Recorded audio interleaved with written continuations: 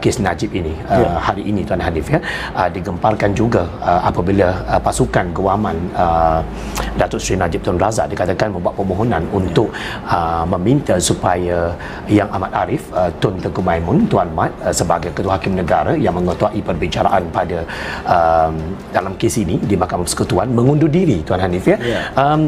Kalau dilihat di situ, apabila benda itu berlaku, maka kecohlah pelbagai pendapat yang diberikan oleh media sosial, juga berita-berita utama yang mengatakan begitu dan begini. Pendapat Tuan Hanif sendiri bagaimana tentang apabila dikatakan berlaku permohonan itu, Tuan Hanif? Relevan atau tidak, atau bagaimana? Ya, sebenarnya semua pihak berhak menampilkan apa-apa permohonan yang mereka percayai ada asas. Baik. Dan kita dimaklumkan pagi tadi oleh Peguam Hisham Triputik bahawa permohonan itu cuma difailkan malam semalam. Baik. Maksudnya kan tolak tepi perkara yang lain. Baik. Ianya difailkan 3 hari setengah selepas mahkamah menangguhkan perbicaraan pada hari Jumaat. Baik. Persoalan pertama, kenapakah tidak boleh difailkan pada hari Jumaat, hari Sabtu, hari Ahad?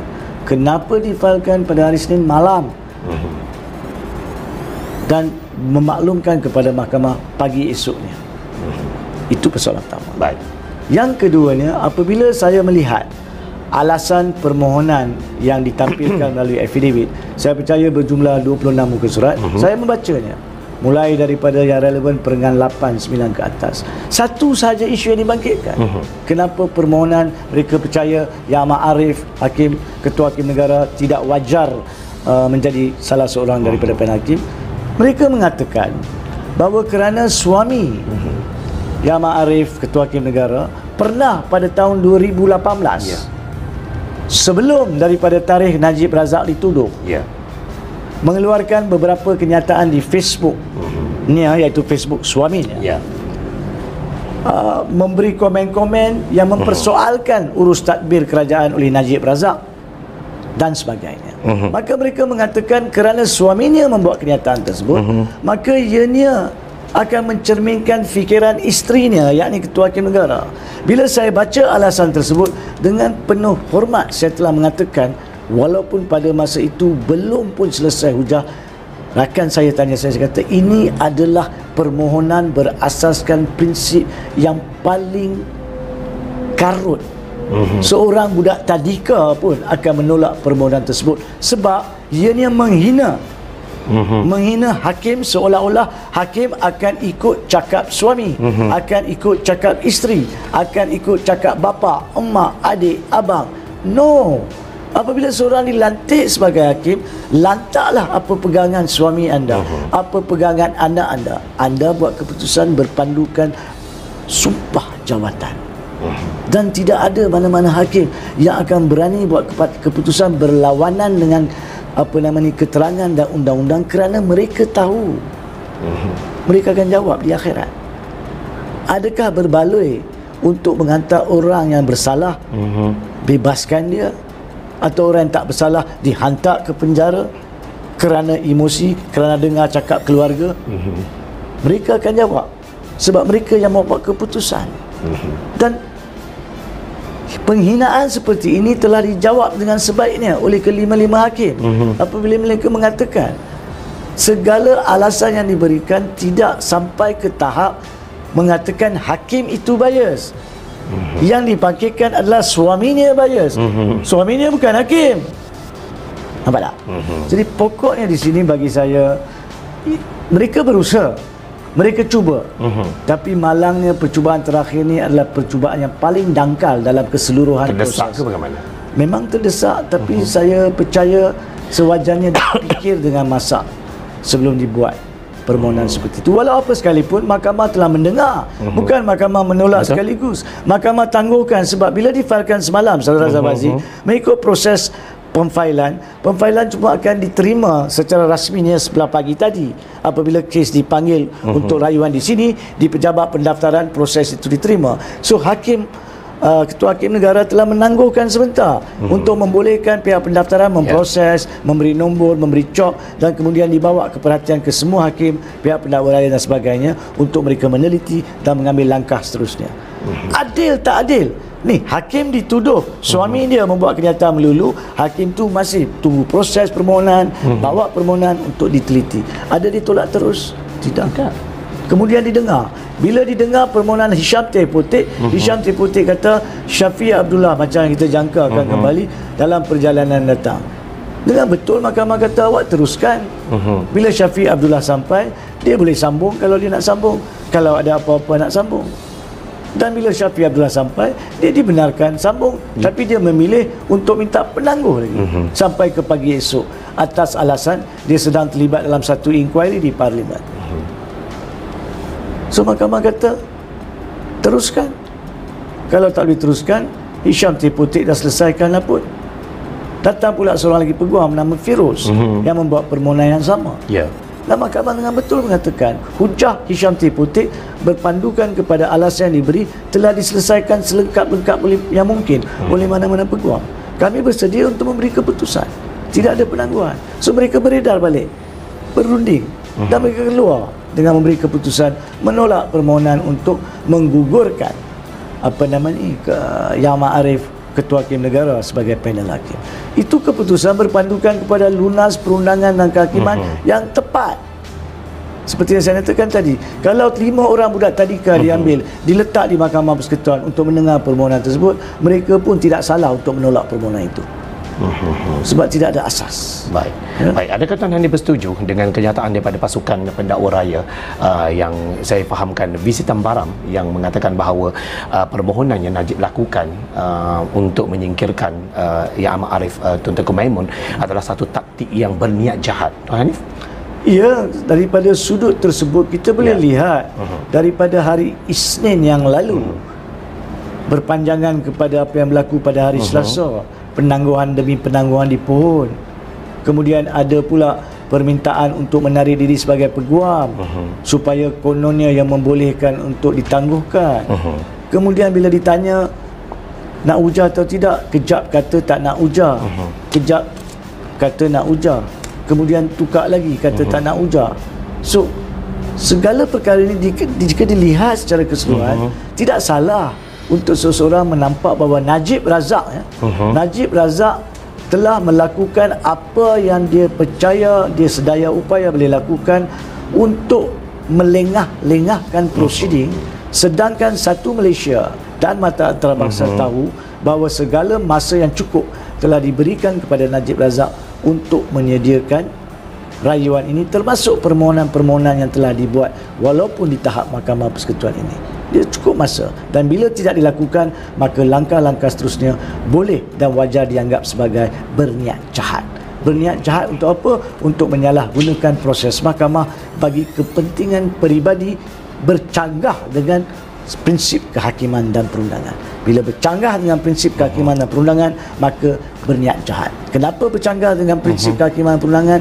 Bila awak lantik peguam, maaf saya huraikan sedikit. Baik, boleh silakan, satu demi satu. Silakan. Bila awak sudah tahu mahkamah tetapkan pada 29 April 2022, 3 bulan setengah lagi rayuan Mahkamah Persekutuan. Awak sudah tahu, tapi awak tak buat permohonan untuk membawa masuk peguam diraja Queen Council seawal-awal itu. Awak cuma filekan pada 31 Mei 2022. Kenapa lambat? Kenapa awak sendiri lambatkan perolehan peguam baru? Dan keduanya awak tahu nak dapatkan peguam diraja ni mengambil prinsip-prinsip yang ketat. Awak tak standby pun peguam lain. Siapa yang menyebabkan awak tak standby? Awak sendiri. Dan bila Mahkamah Tinggi menolak permohonan untuk membawa masuk late law 21 hari bulan Julai yang lalu, apa yang awak buat? Secara peliknya, dalam late law tak masuk, awak boleh buang Syafiq daripada peguam awak pada 26 Julai. Masuk akal ke? Seorang yang betul-betul nak bawa peguam lain, bukan sahaja tak dapat bawa peguam lain, dia sendiri membuang peguam yang ada. Adakah itu tindakan munasabah seorang bekas Perdana Menteri untuk membela diri dia? Dan ketiganya, dia lantik pula seorang peguam yang memang tersohor, yang dihormati, tetapi yang tidak pernah diberikan jilid-jilid yang banyak itu untuk dibaca terlebih dahulu. Tidak pernah letak standby siapa sekalipun. Macam mana nak sediakan rayuan dalam tempoh 3 minggu? sebelum 15 Ogos. Siapa yang buat benda ni? Najib. Bukan mahkamah buang Syafiq, bukan mahkamah lantik Hisham untuk dia. Semua ni kerja Najib.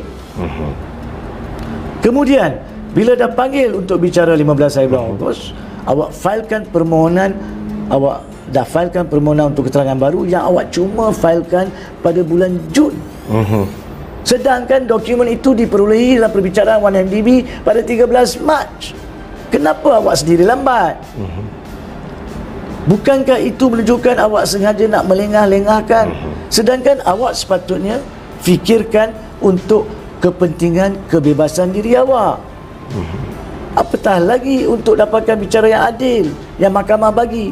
Awak sendiri berlaku tidak adil kepada diri awak. Awak melengah-lengahkan permohonan. Bila permohonan ditolak pada 16 hari bulan, masih minta tangguh. Sedangkan peguam itu dilantik atas anggapan dia dah sedia di bawah kaedah 6. Itu yang kelima.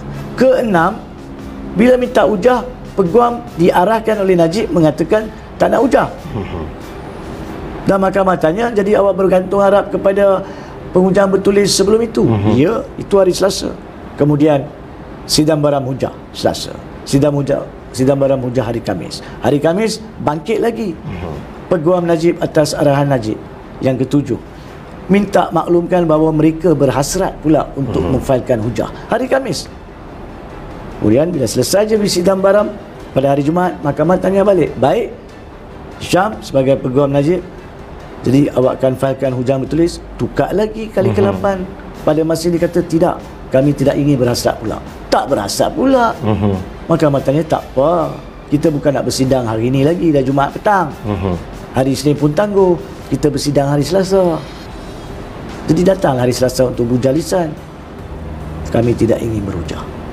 Tapi yang ke-9, datang pula hari Selasa dengan permohonan difailkan sebelum tu untuk membatalkan kelayakan Ketua Hakim Negara pula atas alasan dangkal berkaitan dengan isu suami sebelum daripada Najib dituduh 4 Julai.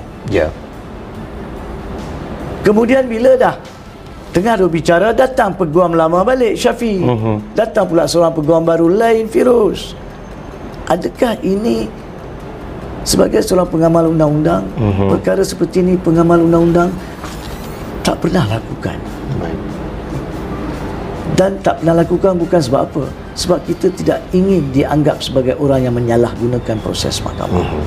Sebab itu, jangan salah faham, saya bukan menuding jari kepada mana-mana peguam, tapi saya menyalahkan Najib Razak.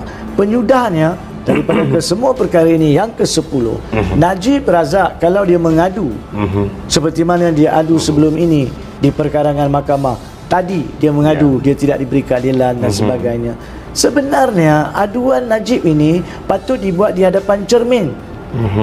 Cermin yang besar supaya dia dapat nampak muka dan tubuh badan dia. Kerana apa? Sebab dia adalah arkitek ketidakadilan diri dia sendiri. Dalam bahasa Inggeris dipanggil, he's the author of his own misfortune. Dia yang membuat segala benda yang mengakibatkan apa yang dikata dia tidak diberi perbicaraan adil. Akibat daripada tindakan dia, akibat daripada ketinggalan dia, pengabaian dia, kecuaian dia. Semua salah dia.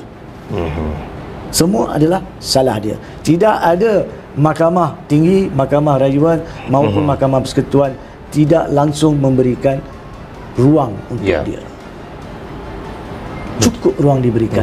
Dan di penghujungnya mahkamah masih masuk dalam dan meneliti balik rekod rayuan, meneliti balik 94 alasan yang diberi untuk rayuan, dan mahkamah rumuskan dalam menghakiman Prox Clause of Judgment. Maka mengatakan daripada 94 alasan ni, 2 alasan yang besar wujud. Satu, Najib mengatakan bahawa Hakim Mahkamah Rayuan dan Mahkamah Tinggi telah terkilaf dalam mendapati bahawa pihak pendakwaan telah membuktikan satu kes prima facie untuk memanggil Najib Razak pembelaan. Dan yang keduanya, selepas pembelaan dipanggil, mereka ini telah kilaf dalam tidak menilai secara kukuh pembelaan yang dibangkitkan oleh Najib. Nampak tak? Mereka masih baca dan masih meneliti. Dan kemudian mereka merumuskan daripada kedua-dua alasan ini dan daripada pengamatan alasan penghakiman seperti mana yang juga dirumuskan oleh Sidang Baram dalam hujahan balas lisan dia. Kami dapati tidak ada cacat cela dalam mana-mana bahagian penghakiman Mahkamah Rayuan maupun Mahkamah Tinggi. Sehingga kan mereka mengatakan di perenggan 38, tak silap saya, 36, minta maaf, mereka mengatakan sekiranya lah rayuan ini diletakkan di hadapan mana-mana mahkamah yang munasabah dan mereka mendapati ada pembelaan, maka itu adalah ketidakadilan yang melampau. Kalau mahkamah dapati ada pembelaan yang dibangkitkan oleh Najib melalui rekod ini, maka keputusan oleh mahkamah itu adalah suatu ketidakadilan yang melampau. Sebab tidak ada langsung pembelaan. Itu keputusan mahkamah. There will be a travesty of justice. Suatu penyalahgunaan keadilan yang melampau jika daripada apa yang Najib bangkitkan ada orang nak bebaskan dia. Itu fahaman bahasa mudah. Bayangkan kalau nak cakap macam tu, nak tulis macam tu, semestinya dah baca, semestinya dah teliti. Hakim tidak akan berani membuat keputusan dan penulisan alasan tanpa membaca. Jadi akhir kata, bagaimanakah Najib Razak nak mengadu, kecuali kalau dia mengadu di hadapan cermin. Aduan tu tertumpu terus kepada dia. Dia adalah arkitek kehancuran apa yang dikatakan ketidakadilan kepada diri dia. Dialah penyebab utamanya. Baik, terima kasih Tuan Haji.